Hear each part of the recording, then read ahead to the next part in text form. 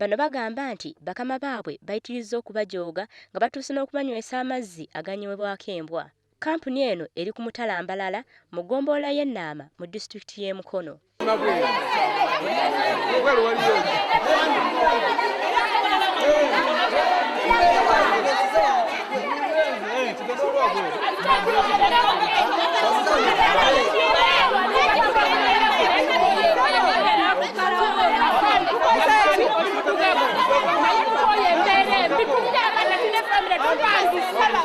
Bano bagamba nti ekkolero lino likola amasuuka bayitirizza okubatwala ng'embwa obutabawa katiibwa konna ak'obuntu n'embeera embi endala.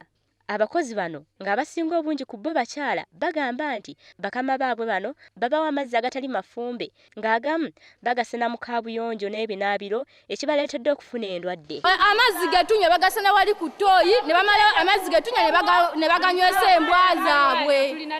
Tulina typhoid yatulwala. Bano bagattako nti bakama baabwe babawa emmere mu ssuwaani eziriibwako embwa zaabwe ssaako n'ebikopo. Essuwaani etunyweramu amazzi betumala baginyweramu bwettu amazzi ne bakwata n'embwa yaabwe nayo ne bagiwa n'enyweramu amazzi. Era bano bagamba bayitiriddwa okukozesebwa essaawa ennyingi ate nga tebasasulwa nsako yaabwe newankubadde obujjanjabi bwonna. Tatuwa mmere, tatujjanjaba, tasasula nnyumba, atusaze ssente. Buli ayogerako gwe musango gy'ali. Wano bannannyini kkolero lino Abachina bwe balabye embeera esusse ogw'omulamuzi kwe kuyita poliisi era wano ng'abakyala bano bwe bongeredde okutabuka ne basaba basasulwe ensimbi zaabwe.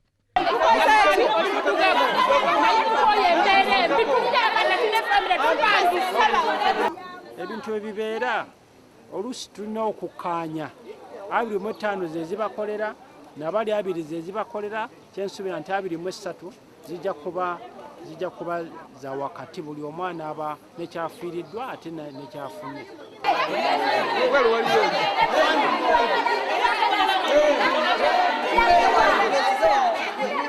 Wano poliisi egezezzaako okubafulumya naye ne bakkaanya okuggalawo ekkolero lino okumala ennaku 2 nga bwe bateesa basobole okutuuka ku nzikiriziganya.